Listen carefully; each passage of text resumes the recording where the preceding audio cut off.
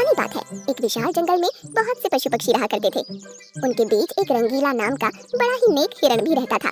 वो बहुत ही मेहनती, मिलनसार और परोपकारी था। वो अपने मन, कर्म और वचन से सबका ख्याल रखता था। किसी का स्वास्थ्य खराब होने पर वो हालचाल लेने के साथ साथ उसके उपचार की भी व्यवस्था करता था। वो जहाँ रहता था वहाँ अपने मेहनत से चारों तरफ हरियाली फैलाए रहता था। एक बार रंगीला स्वयं बीमार पड़ गया। उसे ऐसा बुखार चढ़ा कि उतरने का नाम ही नहीं ले रहा था। उसने स्वयं कुछ जड़ी बूटियां खाई, लेकिन कोई लाभ नहीं हुआ। उसकी बीमारी की खबर जंगल में फैल चुकी थी, लेकिन उसे देखने के लिए कोई नहीं आया। तब उसका मन अधिक मुरझा गया। उससे उठा नहीं जा रहा था। फिर भी वो उठकर कुछ आगे आया और उसने देखा 2 हिरण उसके इलाके में आ गए थे। वो बड़ी बड़ी हरी हरी घास खा रहे थे। उन्होंने जब रंगीला को देखा तो मुस्कुराने लगे। अरे रंगीला, कैसी है तुम्हारी तबीयत? हम तो तुमसे ही मिलने आए हैं, तुम्हारा हालचाल जानने आए हैं।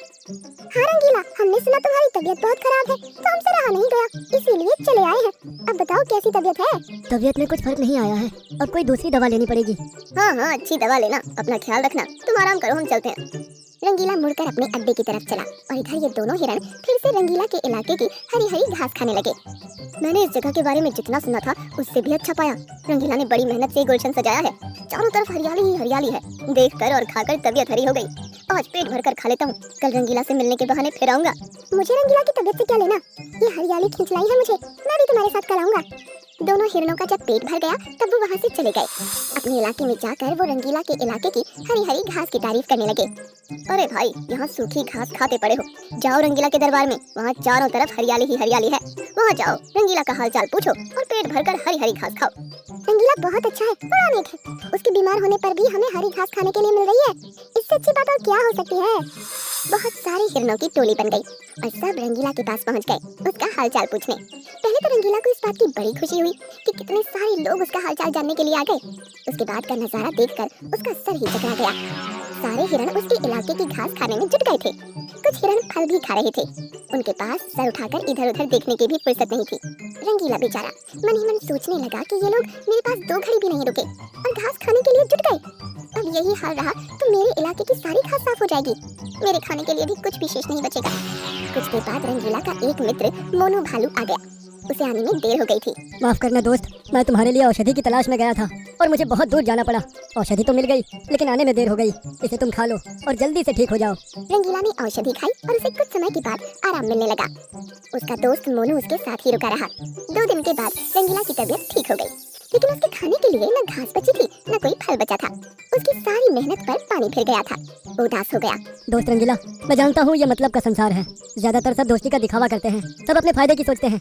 तुम चिंता मत करो, हम दोनों मिलकर गुलशन सजाएंगे, एक नई दुनिया बनाएंगे। इस कहानी से हमें इस बात की जानकारी मिलती है कि मन में कपट रखने वाले मित्र शत्रु से भी ज्यादा खतरनाक होते हैं। एक जंगल में एक हिरण घास खाने के बाद इधर उधर कूद रहा था। वो बड़ा सिरफिरा था, कभी पूरब में दौड़ता, कभी पश्चिम में, कभी उत्तर में जाता और कभी दक्षिण में छलांग लगाता चला जाता। उसे एक खरगोश ने देखा और समझाया, हिरण भैया जरा संभल कर कूदो, जंगल का इलाका है, कुछ भी हो सकता है। खरगोश भैया, अपनी तो चाल निराली है, अपनी छलांग मतवाली है। इस जंगल का चप्पा चप्पा मेरे कदमों की आहट पहचानता है। तुम समझे कि नहीं समझे? मुझे लगता है तुम ज्यादा ही समझदार हो, तुम्हें अब समझाना मेरी ना समझी होगी। इतना कहकर खरगोश वहाँ से खिसक गया और हिरण महाराज की उछल कूद जारी ही रही। वो एक बार जोर से दौड़ा और दौड़ता ही चला गया। अचानक सामने पत्तियों के ढेर के पीछे एक गड्ढा आ गया। वो रुकते रुकते फिसल गया और गड्ढे में गिर गया। गड्ढा बड़ा था, इसलिए हिरण ज्यादा डर गया। वो बाहर आने के लिए कूदने लगा, लेकिन आ नहीं पाया। उसके बाद उसने मदद के लिए गुहार लगाना शुरू कर दिया। बचाओ बचाओ, मैं गड्ढे में गिर गया हूँ, निकल नहीं पा रहा हूँ, निकाल लो भाई, इस गरीब की पुकार सुन लो। उस गड्ढे से कुछ दूरी पर एक बंदर आ रहा था। उसके कानों में आवाज पड़ी तो वो चारों तरफ देखने लगा। उसकी समझ में नहीं आ रहा था कि आवाज आ कहाँ से रही है। चारों तरफ तो कोई दिखाई नहीं दे रहा, फिर ये आवाज कहाँ से आ रही है? कहीं कोई भूत तो नहीं? अरे मैं भूत नहीं हूँ, मुझे बचा लो, बड़ा उपकार होगा। अरे भाई तुम दिखाई क्यों नहीं पड़ रहे हो? क्या आकाशवाणी से बोल रहे हो?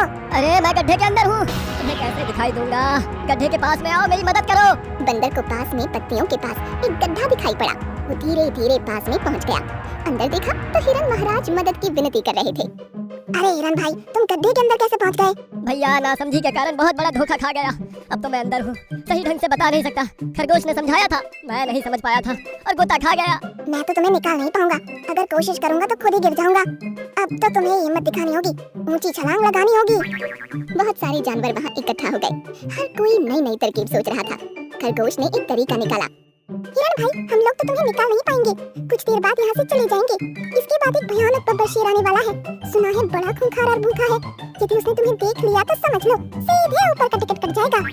खरगोश की बात सुनकर हिरण डर गया। प्राण के भय से उसके अंदर न जाने कहां से बड़ी ताकत आई। उसने सांस खींचकर एक ऊंची छलांग लगाई और गड्ढे से बाहर आ गया।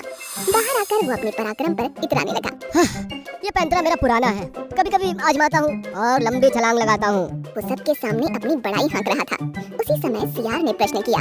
अरे हिरण भाई, तुम्हारी नजर तो बड़ी तेज है, इतना बड़ा गड्ढा तुम्हें दिखाई नहीं दिया? क्या गड्ढे ने तुम्हें अंदर खींच लिया? अम्मा यार, सच सच बताओ, तुम गिरे कैसे? सियार के प्रश्न पर हिरण खुश हो गया। सियार भाई, तुमने अच्छा प्रश्न किया है, मेरा दिल जीत लिया है। अब मैं सही जगह पर आ गया हूँ, इसलिए इसका उत्तर बताने में मुझे अधिक आसानी होगी। सभी लोग एक तरफ खड़े हो जाओ, मैं बताता हूँ कि मैं गिरा कैसे। हाँ। हिरण पीछे आया और जोर से दौड़ते हुए उसी गड्ढे में कूद गया। इसी तरह मैं गड्ढे में गिर गया था। उसकी इस हरकत से सभी हैरान रह गए। अरे भोंदू, तुमने ये क्या कर दिया? अपने आप को फिर से गिरा लिया। खरगोश भाई, तुम नहीं समझोगे, ये अपना अंदाज है। अभी फिर से छलांग लगाऊंगा और बाहर निकल आऊंगा। ये कहकर हिरण ने ऊंची छलांग लगाई, लेकिन बाहर नहीं निकल पाया। 2-3 बार उसने कोशिश की, लेकिन सफल नहीं हुआ। ये हिरण दिमाग से पैदल है, भला कोई गड्ढे में फिर से गिरने का प्रयोग करता है। बार बच गया, फिर अपने ही मूर्खता से फंस गया। अब तो लगता है यह गड्ढे में ही रह जाएगा। नहीं नहीं, मैं गड्ढे में रहा तो शेर मुझे खा जाएगा, मुझे बचा लो यारो। बड़ी देर तक तमाशा चलता रहा। हिरण कूद कूद कर फिर से गड्ढे में फिसलता रहा। इसके बाद बड़ा जिराफ वहाँ आया और उसने गर्दन को झुकाया। फिर इसके बाद हिरण को बाहर निकाल लिया गया। गड्ढे में गिरने के प्रयोग की मूर्खता दोबारा मत करना, वरना अंदर ही रह जाओगे। इस तरह से मूर्ख हिरण की जान बचाई गई और उसे सब जानवरों ने जंगल में भेज दिया।